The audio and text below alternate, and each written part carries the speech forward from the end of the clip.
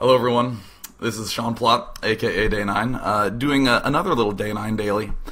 Today we're doing ForGG vs Stork on Byzantium 3, and I am incredibly sick, but I'm doing a cast anyways because such is the devotion to my game. Yeah, without further ado, let's just go ahead and look at the map with my sexy transitions. So this is Byzantium 3. Excuse me. By far the biggest thing that I'm going to focus on throughout the early game is the fact that these ramps entering each main are inverted. That's a really big danger for any Terran player because early Dragoon pushes are so dangerous. So a lot of Protoss players opt to get a Zealot early with their Dragoons. They can push down that much more easily. A lot of Terrans will do two factory type plays. We saw Iris do that against Bisu with great success. But it's still the two factory pushes aren't as good as you'd want them to be just because you get pressured so much early. And I could focus a lot more on other aspects, but this is a fairly long game, so let's just go ahead and jump right into it.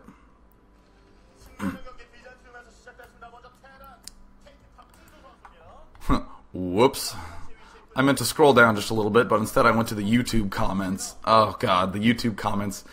Nothing but the most awkward of inbreds arguing about the most trivial points. So already this positioning is increasingly dangerous for ForGG. Just the fact that they're close to each other is unfortunate for him because again that pressure is so strong early on. Now ForGG is one of those players that when you watch him play, he doesn't really have that much stylistically distinctive about him. For instance, if you watch fantasy play, you always know it's fantasy because he's doing so much vulture, dropship, harass play, and that sort of thing, and always really weird, crazy builds. But what I like so much about ForGG is that he has very, very good timings.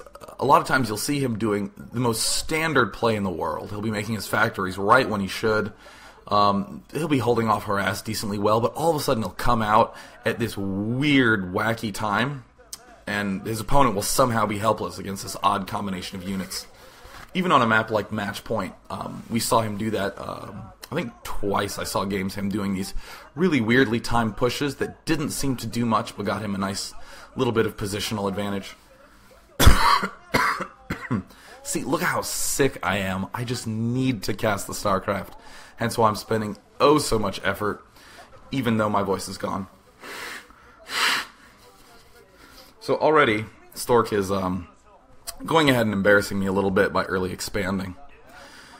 I'm not quite sure how I feel about this. If you're early expanding on Byzantium, a lot of times what I like to do is one gateway openings with Dragoons and range. On other maps I wouldn't like this so much because it's a little bit hard to hold off the two factory pushes. However, you can put so much pressure on early that sort of expand becomes a lot safer. Again, that's why that one gateway fast range is very popular on Destination for Protoss players as well. But because so many players are going to be going two factory, if you can't put pressure on the way that Stork will be unable to put pressure on right now, I'm a little wary of it. So I'm curious to see how it'll pan out. And you know, recently when players early expand, traditionally when players early expand as Protoss, they get one Zealot and then go straight for the Cybernetics core. And then they end up with one Zealot and a bunch of Dragoons to defend their expansion with. However, more recently we see players getting a second Zealot really early. That's because Terran players like to do the send 8 SCVs and your first few Marines and a Vulture to crush the early expansion. A lot of Terran players are much better at pressuring even with one factory. So the second Zealot I really like. We even see the second gateway down here. If you look at the mini-map, the second gateway was built. Haha, there we go. That's what I want you to do. Yeah, look at him moving out. I'm going to ignore this for the time being because I can always rewind. We do see the second gateway was started building around the time the gas wasn't even finished yet. He's really aiming to get those Zealots out early, which is a really interesting sort of play, but for this map, totally suitable way to play. Because right now, this push that's coming out is going to get shut down much more easily. Most Terran players are thinking, okay, there's one Zealot. Maybe a second Zealot will be popping out in a little bit, but In fact, 2 more Zealots will be popping out. See, there's the second one. I wouldn't be surprised if we saw a 3rd Zealot coming out, just because of the way that Stork's build is structured. Look how fast he got those Zealots out, too. Most Terran players are already at the Protoss' front, but really, really fast Zealots, which is going to be very helpful. So, I really am interested to see the timing that Stork manages to pull. Yeah, look, right when the push finally gets to his front, he has a Dragoon out. This is going to make it way harder for the Terran player to bust in. Now notice, just because of that subtle timing of the gateways early on, notice how different this looks than an earlier game I casted, which was Harangi versus Intermind. When Mind did this push and got to Harangi's base, Harangi didn't have these Dragoons out anywhere near as early. He got 2 Zealots, but he opted for a much later second gateway. So as a result, the push did way more damage. Because Stork was able to get that second gateway up early, this is much easier to hold off. I would have liked this bunker to be a little bit more to the right. I think it's a little bit too far to the left, leaves too much space here. But it's not exactly like ForGG had too much say in the matter because he had so much clutter here. But something to think about when you do have the opportunity to place that bunker freely. You want to place it a little bit closer to one of the walls, not tight to a wall, but you want to put some space there. So that way you can clog it up with SCVs and protect your vultures a little bit better. Excuse me, I didn't mean to die during the middle of the cast. And what ForGG is doing right now is totally standard. From a Terran point of view, think about how well this fits into Terran's gameplay. Terran opens up with a bunch of vultures. He moves down to attack. If the attack fails or if it succeeds, there's going to be some vultures that are made. By going mines instead of tanks, not only do you defend the expansion, but you already have the vultures out anyways. And look at that. Very, very, very good defense. Mines really should be the transition after you open up with that sort of push early on against the Protoss' expansion. Which, by the way, I don't want anyone ever to think that this move ForGG pulled was by any means a huge all-in or cheese play. That's a very, very standard sort of opening to do against an early expander. As we'll see in this game, I assume, considering I heard it was about 30 minutes long, ForGG is by no means screwed by the seeming failure of that early attack. Really, really, really good play to do. Just sometimes a little bit difficult, a little bit technical. So this is also good by ForGG to run in here with these vultures. He's not going to be needing these early on, so he plants the mines with them and then tries to do some harass. A lot of times you'll see players have units lying around for too long that they really don't need to have lying around. So using those vultures to plant the mines and then trying to put them to good use when the Protoss is likely quite vulnerable. Really, really strong play. I'm very proud of ForGG for doing that. And so here's the exact example of what I was talking about. ForGG, it looks like he only has a second or third factory maybe started in his base. Okay, that was the barracks. That's his second factory started. But look, he's already pushing, abusing the fact that Stork lightly doesn't have this observatory out anywhere early enough at all. Now, one thing that you should note is that ForGG shouldn't push in here super aggressively. He wants to get in a nice position, poke around, maybe do some damage. He doesn't want to overcommit to this sort of attack. That's a really big danger. He wants to see if he can do a little bit of magic with his units, but he's more than happy to pull out. Look, he's already retreating with these units. That's the sort of thing you want to be doing a lot in the early game, maybe incorporating this more into your play, is trying to poke in to see if you can do anything, but then being totally content to just draw everything back away. That's the biggest danger with a lot of Terran players, is that they become overly passive and obsessed with how many armories they can make, and oh my god, look, I went 30 minutes without attacking, I guess I'm really, really good. Not quite. Go ahead and just poke in there with a few extra units. Can't hurt at all. For maybe some beginner players who are watching this, we just saw ForGG kill one of his own mines. This is a totally standard technique to make sure you don't screw yourself. Definitely be wary of where you're planting mines, and if any are in a bad place, absolutely nothing wrong with just killing it. Just don't be planting and killing all your mines, because that's a little bit of a waste. But a few here and there is always good. So, normally Stork plays pretty normally. Let me try that again. Wow, my brain's a little bit like molasses today. Sorry about that. Stork normally has very, very typical sorts of playoffs. He expands here, it gets 4 gateways, and then he expands again. Those are some really key numbers for the, that you should always be aware of as Protoss, is 4 gateways with 2 bases, and then expanding to a 3rd while getting your Citadel of Adun for legs. Just ends up being a very, very nice timing. Stork tends to be a little bit older school in terms of his expansion composition. He tends to value expanding in ground units a little bit more than, say, Best, who values getting Arbiters as fast as humanly possible. Both are totally legitimate ways to play. Oh, this is wonderful what ForGG is doing. Absolutely love this sort of play. He has 1 factory with an add-on, and then 3 factories making vultures. Would not be surprised if he went for a really early push, or if he went ahead and moved out to take this expansion. What makes me like it even more is the fact that ForGG is aware that he delayed this bottom expansion. Really good to make a lot of wild responses if you can hold off that expansion. It doesn't really seem like very much, the fact that you just killed a probe or so. But ForGG kills this and then can, maybe count to 20 and then scan Protoss's base. See if Protoss is adding on more gateways because he couldn't get the expansion up, which is exactly what Stork did. See if Stork is doing any sort of unusual response for having this held off a little longer than he'd want. So I'm really interested to see the way that ForGG takes advantage of the fact that this is delayed. Another thing that's significant to note is that Stork did have this delayed as well. So he's adding on a whole bunch more gateways. He's adding on up to 8 when I counted in his base. He really does not want to lose to any sort of early timing push. Because what can happen is that this expansion gets delayed down here. The Protoss does not add on any more gateways because he's used to those key numbers I was talking about, 4 gateways on 2 bases. And then once he expands, then he starts to progress with his normal game plan. This Terran will take advantage of it by pushing out a little bit earlier because the Protoss has fewer units than he normally would.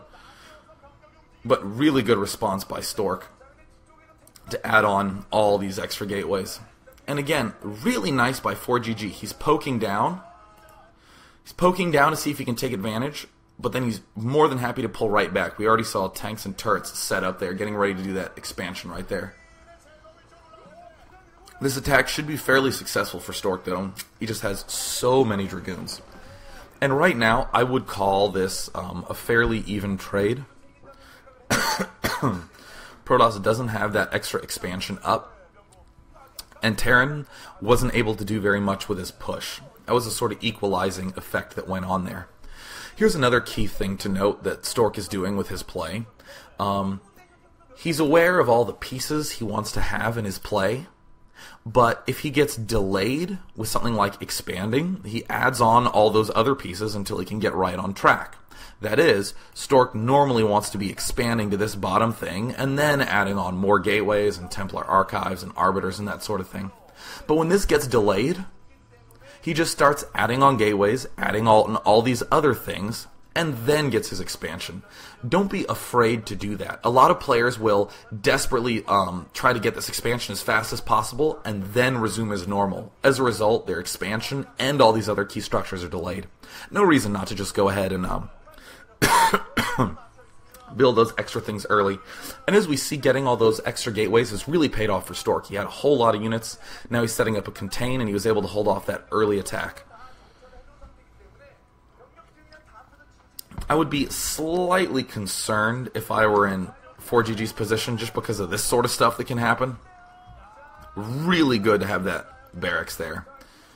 Always make extra use of those buildings. Flash in particular is very good about always having some buildings at his front that he can lift and land if things get a little bit too scary. So ForGG is sort of transitioning into later gameplay. He's able to get out, so again, rather than desperately try to push out, he's focusing on a late game play. He's making units out of these 5 factories, which is normally a little bit more of an aggressive composition, but he's adding on the armory and a command center. Just expanding, gearing himself for the late game, poking around to check out this expansion.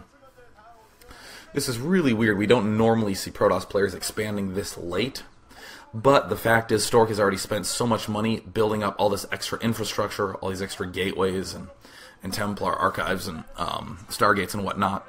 Though this expansion is late, Stork will be adding on his 4th and 5th bases much more quickly. This is actually similar to how 2-base Arbiter works. You stick on 2 base, and then once you get your Arbiters and you have a little bit more mobility, you expand a whole bunch. Best is really good at this. In fact, that's all Best really likes to do. Sometimes I think Best is a little bit too addicted to 2-base Arbiter, and it would benefit him a little bit if he branched out a touch. But again, with this great positioning, ForGG is able to secure this just a little bit better. See, look, he has that barracks landed right there that the observer isn't focusing on.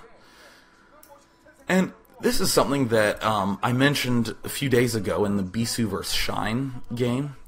This is really good. Anytime you're feeling a little bit defensive the way ForGG is, just having an extra few units poking around, checking things out is gonna up your win percentage by so much. Just the fact that ForGG is constantly poking around here and not being ultra passive is going to help him a huge amount in the long run. And also, as you're taking an expansion, doing any sort of harassment like this, either with a dropship or straight up with just running vultures around the edge. Great thing to do. Obviously. Since nothing of too significant note is going on right now, I think I might speed ahead just a little bit here and there in case I run out of things to talk about. Well, generally I never run out of things to talk about because I love talking, but I'm sick, so my voice kind of hurts. But again, never enough to stop me from StarCraft talking and doing the excessive commentary.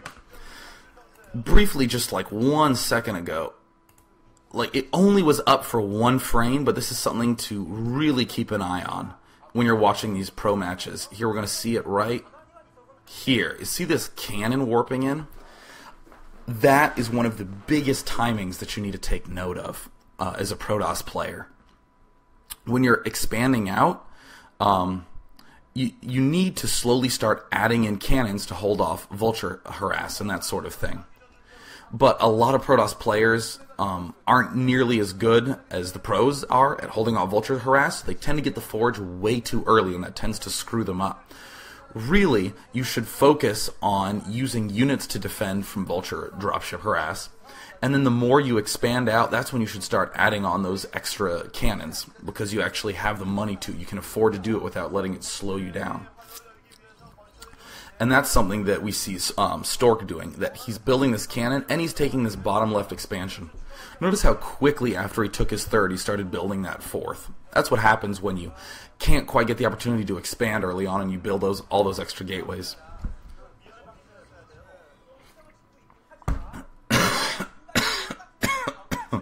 Excuse me. So now is sort of an interesting position for ForGG. He's gotten the expansion that he wants to take, but it's kind of a difficult spot to know when he wants to push out, because Stork appropriately readjusted with those early gateways. So he's just going to sit and continue to vulture harass while he builds up a lot of tanks. He's going to spend all his extra money on vultures and then use all his gas building tanks and extra armories. By the way, I really think those tanks should be sieged. Sometimes it's really easy to just leave those tanks unsieged, but it's just a little bit better if you periodically see those tanks and just siege them up, because then Protoss is much less likely to move in, and if he does, he's going to get punished a whole lot more. You always see a lot of Terran players have 2 tanks sieged, all the rest unsieged. Protoss moves in, Terran panics, sieges up, maybe wins, maybe doesn't, but is always going to be better off if he'd had them sieged in the first place. And again, we see just a little blip on the minimap down here indicating that ForGG is intending to expand. Exactly what you should be doing. If you're feeling like this harassment is doing well, that should be your key, that maybe you don't need to push out immediately. the Protoss is already being weakened economically, so you should continue to take advantage of that by expanding and building up more. Because remember, when you damage someone's economy, you get the advantage a few minutes later. You don't get the advantage immediately. It's so funny to see players do like this really awesome harassment and then move out immediately. Because effectively what that means is that the player moves out right when the army is at its strongest. He moves out to battle the army that has been able to take advantage of the economy that whole time. Here's another little thing to note that we see in a lot of games is these really nice movement patterns by Terran. When he harasses in here, obviously there's going to be units taken away from this bottom expansion. What an amateur player would do is he would send vultures there, bring the units there, and then he'd send vultures straight down here. That's not anywhere near as good as sending vultures down here first, and then sending vultures right there again, laying mines, and then going in the other direction. Likewise, once you go in this direction and you draw Protoss' forces here, you come back around again, lay mines, and go the other way. That's a really big theme you'll see a lot when you start focusing a lot on the mini-map and seeing more longer-term games. You see players cut in between two places of attack, and then go towards the weakest target. You don't see players just beeline straight for the weakest target. That's a really common technique we see a lot on Destination and increasingly more on Eye of the Storm. Players will move in between the two expansions, force their opponent to retreat towards the natural, and then attack the expansion. So, there's a little bit more disease that I'm spraying into the microphone. It's a good thing that you can't get germs over TCIP. So, again, totally standard little move here that we see the Protoss player doing. As Protoss tends to expand more and more and more, the best defense for having all of these wide spread out expansions is to keep the Terran army back here as opposed to being able to focus anywhere out here. Oh, correctly pulls back. You don't want to overcommit to those sorts of things. There's no reason to force a recall. That, honestly, as effective as recall can be, that's one of the fastest ways to get a loss, if you recall your entire army into this unbelievably well-fortified Terran base. That's why it's important to get stasis at some point as well, because if you can't recall, and you still have all these arbiters, it's really good to have the stasis there as well. So see that? Just free arbiter for Terran. Really, really bad situation for Stork. I mean, it makes sense as to why he was trying to move in, because this Terran army is pushing out, but he already poked in and saw all those Goliaths and whatnot, and I think it would have been a little bit better to maybe pull out or look for another angle in. So right when that Arbiter dies off, that is key push time for ForGG. There's no reason he shouldn't do that. That's almost as significant as when the Protoss player loses his Shuttle and Reaver early on, and why so many Terran players push right after that. This push has virtually no risk of counterattack. The Arbiter just died. It's almost a harassment-free situation. And here's another thing to note. We see the Vultures poaching ahead of all the tanks to lay mines. And that, to me, indicates that Terran is not going to be pushing straight down. Normally, you want to lay mines defending the attack angle you're not going against. And, by the way, ForGG really needs to do something with those tanks instead of just attack moving with them. I really dislike this decision to keep all of them just on the ground. Yeah, I just, ugh. Oh god. Okay, so see all this? Let's just don't do that. All of what you just see, we're just gonna not ever do, because that will lead to all your tanks dying just like this. When you're in a really nice situation, where you're really safe to push like this as Terran, what seemed to happen here is that ForGG got cut off at the bottom. And by the way, I'm tend to be moving the mouse around on the mini-map a lot, so definitely focus on where my mouse pointer is, in case people have been staring at the main screen. So, it looked like he got a little bit cut off by units down here. You should think of where you want to be pushing, and then if you just bring an SCV along and send it out along a flank angle that you're worried about, you can spot an army a lot earlier and you don't waste scans. A lot of Terran players do that against Zerg when wanting to spot for flanks. There's no reason why Terrans can't do it against Protoss as well. Really nice little technique. This attack that ForGG had should have done incredible damage. What should have happened is he should have set up, he should have sieged the instant he saw this huge army coming, maybe laid a few mines and pulled back. But instead he lost all his tanks like a dumbass, and now the game's much more even again.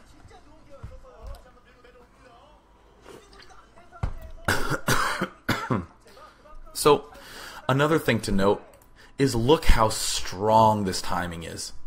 Even though ForGG lost all those units, all those tanks were unsieged, totally vulnerable without any vulture support, ForGG's timing and strength of attack was so massive. That was all due to these little harassment trips that these vultures were making, and the fact that earlier on he was setting up for a late game. Remember how I said that he had these 5 factories and he was making the command center and the armory?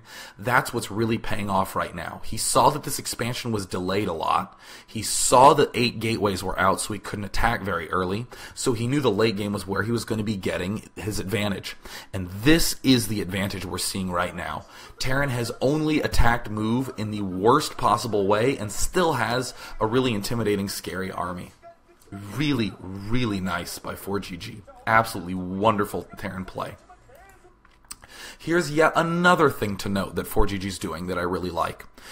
Earlier on, I said that you should have vultures plant on the angle you're not going to be attacking along. So right now, that is what we see Terran doing.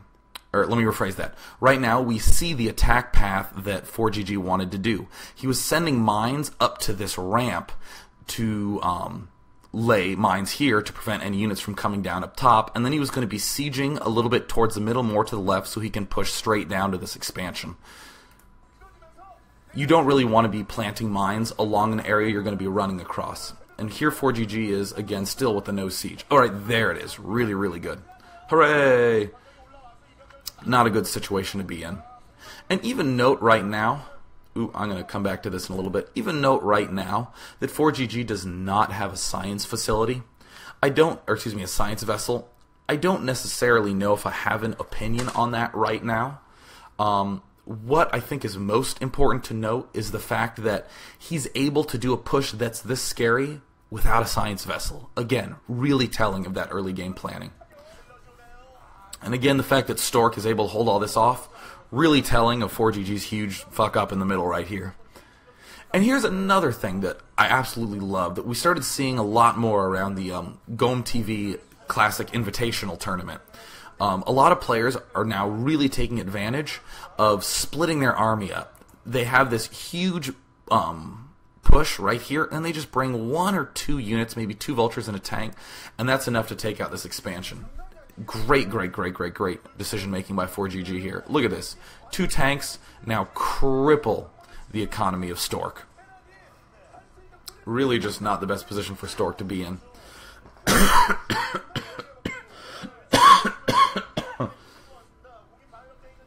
So yes, we still don't see an expansion up here by ForGG. That's okay. Let me rephrase that. That's okay if he has another command center building. Right now, we've seen this expansion fall. We see a lot of strong pushing happening right here.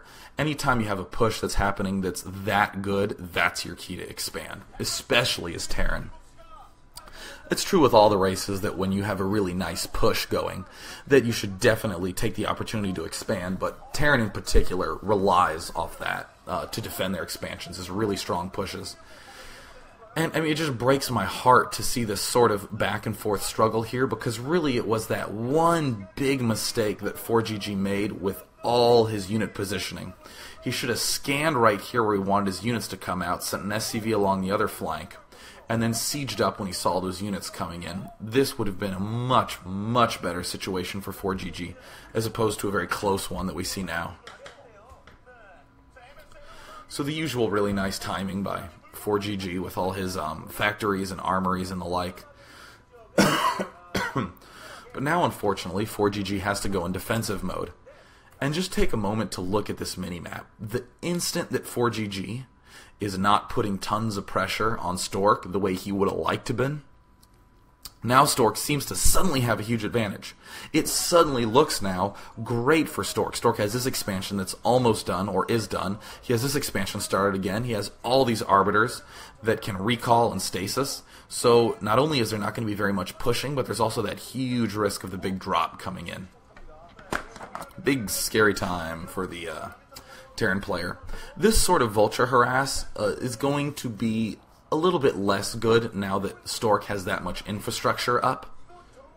But again, notice the pattern that we see. The instant ForGG's on the defensive, now he's sending vultures around to harass. When ForGG's on the offensive, clustering everything up, devoting it to this big push right down the middle. And then again, when he's in this defensive mode, sending vultures around the edges. Very, very typical pattern that we're seeing right now. He's never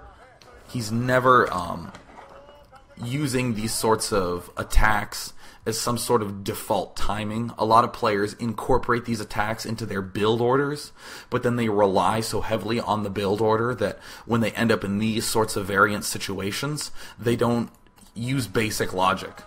And the logic here is totally solid by ForGG. I'm being very defensive. I need to go on the offensive by harassing a little bit. And this is the usual sort of defense by Stork. Make Dark Templar to defend the expansions off that one gateway. Oh, and another thing I also want to say is that I'll be taking a Q&A after this. And unfortunately, my stream is not verified, so only the people who are in my stream will be able to ask the questions. But I want to be able to spend maybe 10-20 minutes answering some extra questions.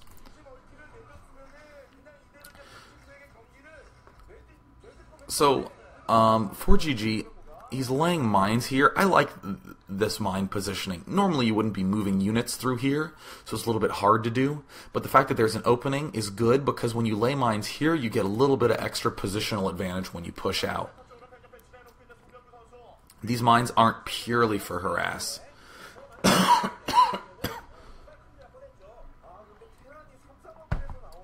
And again, notice the same pattern. Rather than just sending vultures here, he sends vultures, plants mines where the units have to pass through, and then sends them to the vulnerable expansion. And here the vultures come in. This feels very desperate to me by ForGG. Not that he's doing anything necessarily bad. More so, ForGG in his head almost certainly is saying, man, I really need to keep this expansion pounded down to the ground with no resources coming into it, or else there is no way I'm going to win. And that's because ForGG has to play so defensively here and risks all these arbiter drops. He needs to be able to put at least some pressure back on his opponent, because the only push that's going to kill Stork is going to be one that's close to maxed, likely with some science vessels in there as well. Really the entire key to taking this late game away from Stork is going to be denying that bottom left expansion. This expansion is a little bit less of a concern, not because it's insignificant, but more so because it's really, really hard to get to. This is much easier to get to, much more vulnerable. And here's the usual Doom recall that Terrans just do not want to see. I'm actually a little surprised at the lack of science vessels. I'm also surprised that he's lifted this command center. I would have thought he would leave it on the ground and do some scans. A little bit of an overreaction, I would say, by ForGG to panic that much. Maybe, in fact, a slightly better response would have been to have one tank closer to that scan, and then he would have never needed to lift it in the first place. But I'm just really shocked at the lack of science vessels. With that first push, I didn't necessarily mind it so much, but really it's starting to get to the point where some EMPs and some vessels would really be helpful. Generally, the reason why he wouldn't want to get the vessels is because he's so low on gas. But I don't mind sacrificing a few tanks just to get the extra vessel out. And, I mean, okay, so now he doesn't even have any excuse. He has this expansion running. There's no refinery even built here. He should just throw it down and start making science vessels. I consider this really, really, really, really bad. quite a significant error. I mean, I can understand if he just had his main, his natural, and his mineral natural, and was relying just on 2 gas, and was thinking, man, I really need to have a strong push. I can't afford to get these extra science vessels. But right now, I just think that's bad. Good response right here by 4GG to pull those things back. That's really, really nice reaction time. Right into the back of the base. Now, when you're Protoss and you recall, your #1 goal should be armories if he's low on upgrades. Taking out that scan's pretty good because we haven't seen any science vessels. But then definitely the supply depots. That's just a crusher for Terrans to lose all those depots. It's just such a pain. And even losing this command center is basically the same thing. What's going to happen is that Protoss is going to lose this batch of units at some point. And then the Terran is going to need to make some sort of counter-offensive. Because right now, Stork's army has been diminished quite a bit. And 4GG is not in a position to build up much of an army later. Again, this sort of harassment, this sort of big damage, will have an effect on the economy a little bit later. It doesn't have an effect right now. Your army isn't suddenly smaller. So right now, really good position for 4GG to push out if he feels adequately defended. Hopefully a free Templar kill coming in. Always good. Can't hurt to have that happen. And see, look, we continually see 4GG's understanding that this bottom left expansion is really the key. Again, I don't mind so much that he's not pushing right now because he's putting so much pressure on the bottom left. And look at this. The instant he holds this off, and even during this drop, he was still putting pressure on the bottom left. Still combining those same 2 combinations. The defensive plus lots of harassment, or the huge push with no harassment while the push is going. Look at this, constantly battering down this expansion. Great decision making by 4GG.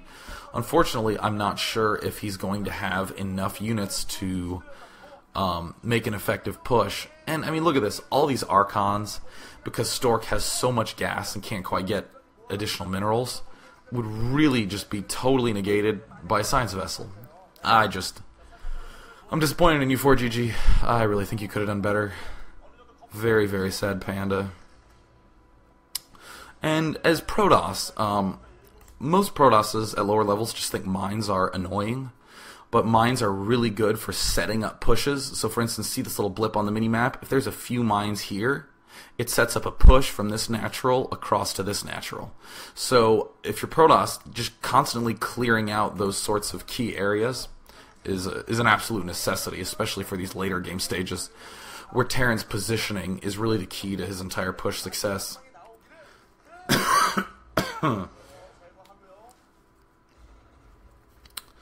So, we see as time progresses that this harassment that 4GG really needs to push in is not happening anywhere near as much. Stork's starting to get a little bit stronger of a hold on the map, which is a big signifier that 4GG needs to start pushing really soon. And probably the fact that he saw these Archons will convince him that he does in fact need to start getting some damn science vessels. Because right now it's pretty much Dragoons, Archons, and I only think I've seen 6 Zealots in the last few minutes. Totally opportune time to start pushing out. Yay, and he is. Because especially on Byzantium, a really dire issue for Terran is what's your 5th base going to be? You have your natural, your 2nd mineral natural, and then the corner expansion. But then what's your 5th going to be? If you build right here, I like that. But you need to be pushing along that direction as well.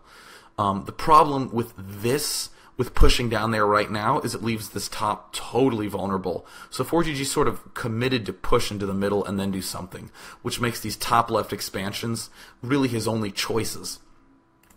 So that's probably what we'll end up seeing, is him expanding up there, but 4GG is just running so low on minerals right now. And so he needs to siege a little bit earlier there. And the stasis, obviously, very, very, very helpful. And look at this. Look how huge that army is by Stork. Wow. Really good job by Stork. It seemed much more even before then. Oh, there's the rest of those tanks. Hello, tanks. It seemed a little bit more even beforehand, but really, ForGG needed to keep pounding that expansion apart. And also, ForGG needed to not screw up that big push in the middle. So, even though these armies look like they've traded, this is a much worse position for ForGG to be in, because the economy of Stork is so strong. If you just look at the mini-map, it looks like 4 running bases for Stork versus 1 for ForGG. Even if this push manages to take out one of them, Stork's still almost certainly going to win at this point. And really, again, if I had to point to one key moment, it would be that big screw-up with all those unsieged tanks and that weirdly positioned push. It's depressing. It bums me out. Because in most games of StarCraft, if you're playing well, it's pretty much 1 or 2 mistakes that you can say, wow, I really just should not have done that. Or, my goodness, clearly I should have done this. If you're in your own games and you're finding that that's not the case, if you rewatch your own replays and you're saying, there's a lot I could have improved on, that almost certainly means that your macros either not doing very well or some other aspect of your fundamentals is not going so well, like forgetting supply depots, mismicroing, and this sort of thing. Really, there should be some very clear key moments in each game where you should go, I really shouldn't have messed that up. Because, for instance, this big push right here that happened in the middle, like maybe 1 minute ago, where ForGG lost everything, that is... excuse me. I wouldn't say that was a screw-up for ForGG. That's very normal for ForGG to have that happen in that situation. And he shouldn't point to that as what caused the loss. Rather, he should point to that push earlier that's made the rest of this game so hard. So now let's start focusing on what's actually happening. Notice how good this was by ForGG. Again, when he's moving to these expansions on the left, he moves down a little bit, plants mines at the reinforcement angle, and then attacks. Super duper, duper duper good. Look at those mines. Yeah. I swear to God, mines killing Dragoons is just the most rewarding thing for me to see. I don't even play Protoss or Terran, and that's just the best thing in the universe. So, this was the correct decision for Stork, I feel, in terms of expansion pushing to go for these 2 bases. It's really going to be his best bet, because he can knock out 2 bases in one fell swoop, which is what he has to do at this point if he wants to stay in this game. But this is looking increasingly rough for ForGG. Oh, he just left. Alright, cool. It was an increasingly difficult situation for ForGG to be in. He really just shouldn't have screwed up that much in that middle push. Let's actually just take a look back at that again.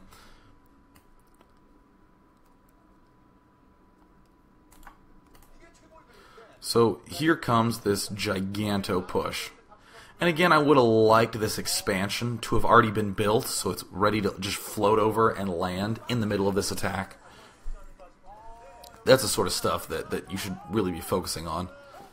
So, okay, so look, he's coming over, he's planting mines, preventing from this flank to the left. Not too many. It just looks like 1 to 2. Not really any sort of commitment. So he has so many tanks.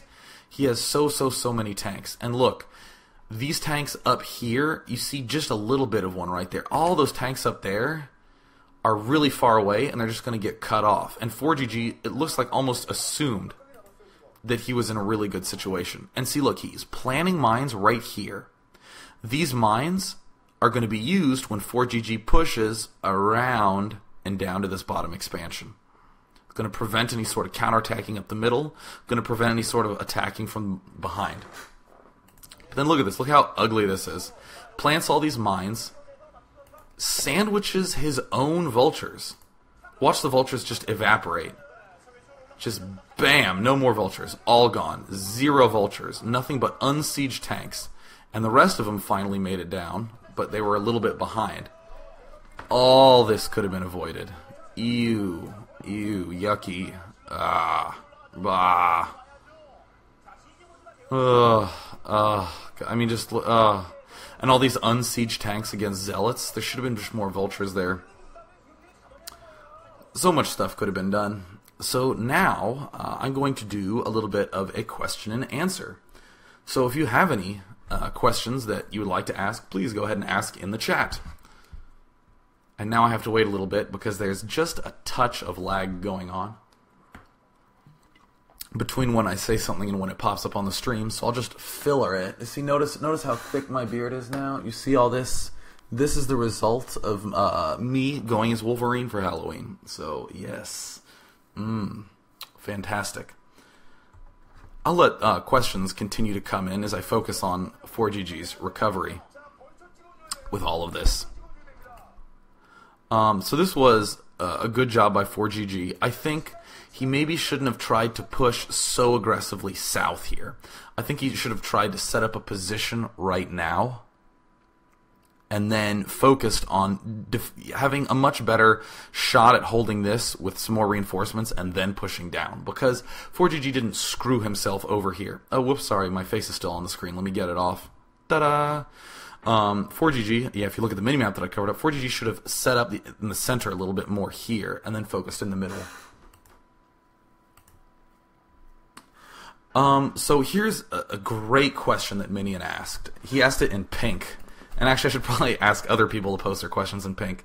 Minion asked, is it typical to get no speed, or excuse me, to get no zealots until leg speed is done? That's a really good question. Totally correct. That actually is true. Most Protosses are going to avoid zealot leg speed. Traditionally, what you'll see in Protoss vs. Terran is you'll see Protoss getting a lot of Dragoons early on with Observers. And that can hold off a lot of really early pushes. It can hold off a lot of harassment. You can deal with the mines a lot more easily. But what happens is when the mid game comes and you start worrying about a really big push, you need the zealots to get in there to the tanks. So what you generally see is a whole lot of Dragoons, and then suddenly a few gateways get added, and it's just a flood of zealots. Nothing but zealots pouring out. That is actually a timing that a lot of Protoss players should constantly look for, is when should that zealot flood begin. And generally it happens right around when the third base economy gets going and you add on a whole bunch of gateways.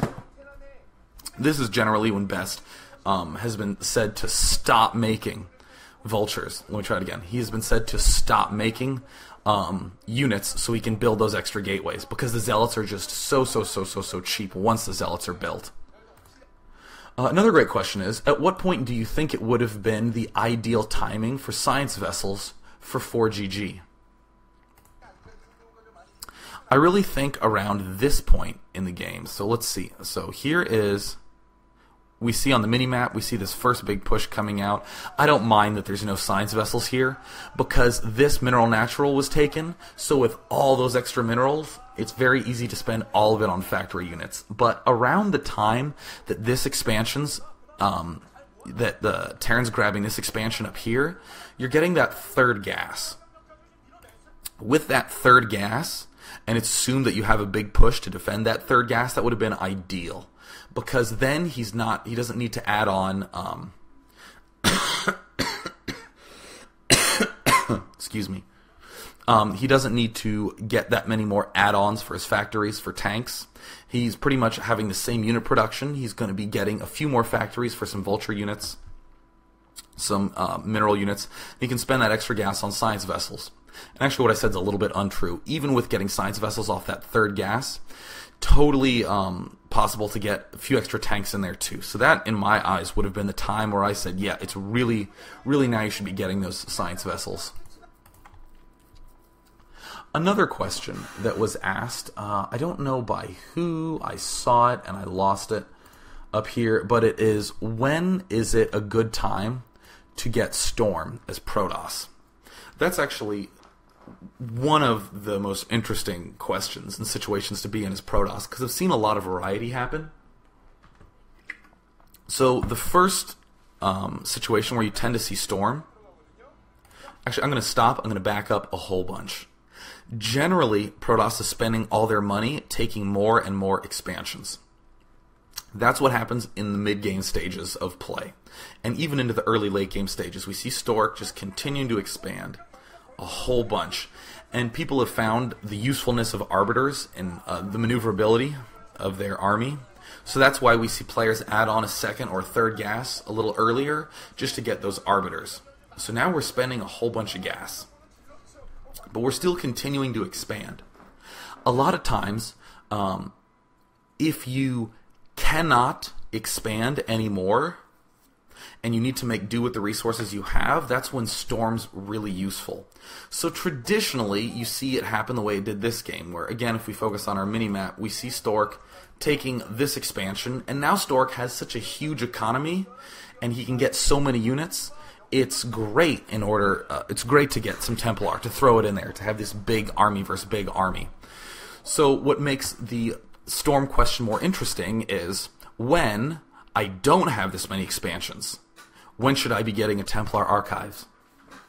A time that I saw actually Stork do the exact same thing was on Heartbreak Ridge. Stork lost his 4th base, which was at a mineral-only expansion, and it didn't look like he was going to be able to get another expansion, but Terran was looking really, really scary.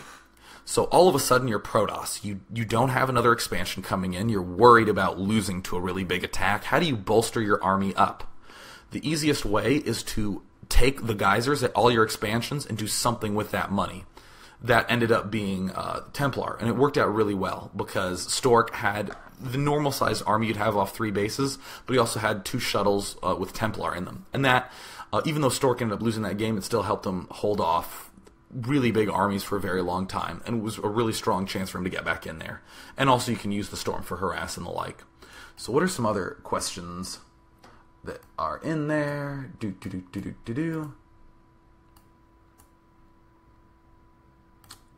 I'm going to read this question. ForGG had 3 factories with no add-on early on, and one with an add-on at one point. How do you know when to add on more machine shops for more tanks? That's also a really good question. Let's go back to this.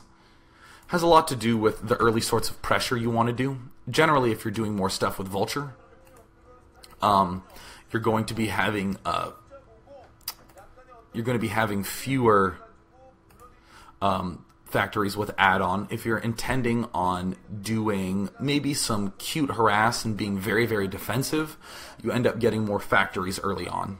The way I would more so state the answer to that question is that how many factories with add-on do you generally go for? And more factories with add-on generally leads to more aggressive behavior. A lot of times when a player early expands, if he adds on 3 factories without add-on and has 1 factory with add-on, that's a big signifier that he's planning to be aggressive, because vultures are really what are going to burn up all the shields and take a whole bunch of damage, and you just need the tanks to do that extra blow. But in this case, since ForGG couldn't be aggressive and push out, he used these 3 factories to start doing some vulture harass around the edges. And the instant it looked like ForGG couldn't do really, really good harass with those vultures, that's when he started getting more add-ons, because the tanks are going to help so much with static defense, which was ForGG's next plan after that failure. So if you look at the mini-map here, ForGG has these add-ons, or excuse me, these factories with no add-on, and we're going to see some harassment. And then if you look right around here, a little bit more, yeah, you see an add-on get thrown up. That's because ForGG, his harassment is getting increasingly shut down. He can't get around anywhere here. Yeah, there's the add-on. So now he just needs more tanks in order to sort of walk out here to defend that expansion. Caliso asks, how do Protosses decide when it's a good idea to recall, considering that it means you'll be losing a good part of your army? This logic works pretty similar to a Terran push. If we watch this Terran push, you probably heard me say a lot of things like the Protoss should be expanding up here around that time when he's pushing out. With a recall, you generally want Terran to be not inside their main. So if Terran is about to get ready to push out and has most of their forces at their natural, that's a good time to move in, because it draws all their forces back, at which point you can take an expansion. Very, very similar to excuse me, very, very similar to how Terran's going to push out and defend their expansions that way. Really, with recalls, the point of recalls is to take advantage of Terran's overextension. Terran's going to be all over the place once he starts getting all these expansions up. And by having recalls early on, you can just poke in there and do so much damage. And that's not to say that that's all Arbiters are good for, because clearly Stasis is a bitch to deal with, as we'll see pretty much any time that ForGG pushed out. So really, with recall, the best thing to do is to poke in if you can get any extra intelligence about what's going on with observers. That's good, but ideally, if there's any undefended part, which happens to be a lot of times by the supply depots, that's going to be when you drop, is when you see that sort of vulnerability, and when you have a reason to be able to take it. So I have enough time for one more question. And I'm going to ask, okay, there's a question I saw, and this is going to be like my favorite question. Nina asks, when is, if ever, is it a good idea to make carriers as Protoss? This is something that we just like have not seen in a really long time, is getting carriers as Protoss. A good example of this is actually Movie against Light on, it's the 3-player map, El Nino, that's right, there we go. A really good carrier play by, excuse me, really good carrier play by Movie in that game. Generally, you're getting carriers when you have a little bit more of a mineral-focused army, like if you've expanded, let's go back to the screen, when you've expanded to a base here and a base here, and you're getting another one that's a mineral expansion, and you've had success just holding things off with a ground army, you can get carriers, and that is another good way to delay a push. Because a lot of times when Terrans see carriers coming out, they have to get some Goliaths to deal with it. You know, I think that is one of the hardest questions to answer. Why you would opt to get carriers instead of something else. I mean, there's a lot of reasons why and when you should just get carriers if it is part of your game plan. But that's actually a question that I'm going to spend a good deal of time now thinking about, so that way, next time I have the opportunity to answer it, I have a much more complete explanation. But with that said, let me go ahead and try to wing it right now. A lot of it has to do with terrain. If you have a lot of really narrow terrain where carriers can take advantage of it, and Terran's going to have a really hard time pushing through there, totally good, solid place to start getting carriers. Personally, it's terrifying to be Terran against a carrier Dragoon Templar army. That combination is impossible to deal with, because when you're against carriers, you tend to make fewer vultures. So Terran the Protoss ends up with a lot of Dragoons and Templar that can take out the Goliaths really, really easily. And in fact, this is one of the few times in StarCraft that you'll see a player with more food as Terran against a Protoss with less food, and the Protoss still wins because that's just such a strong unit combination. So if you have a lot of bases running, I would say 3 or 4, you can start throwing out a bunch of Dragoons and carriers, and it works really, really nicely. Obviously, 2-base carrier works decently well, but I'm actually going to go ahead and end this cast, so that way I don't have to talk about this for too much longer, because I really want to spend a little bit more time focusing on that, because I think carriers are just such a good choice for Terrans. For Protosses against Terrans. I don't see a lot of really good reasons why they shouldn't do it, with the exception of when you can really take advantage of terrain, when you can really use the distance of Terran's main from his army for recalls. That's probably the best situation, where you would always want to get Arbiters instead of carriers, when the recalls are just so ridiculously powerful, given the overextension of the Terran player, that there's no reason you wouldn't want to use it.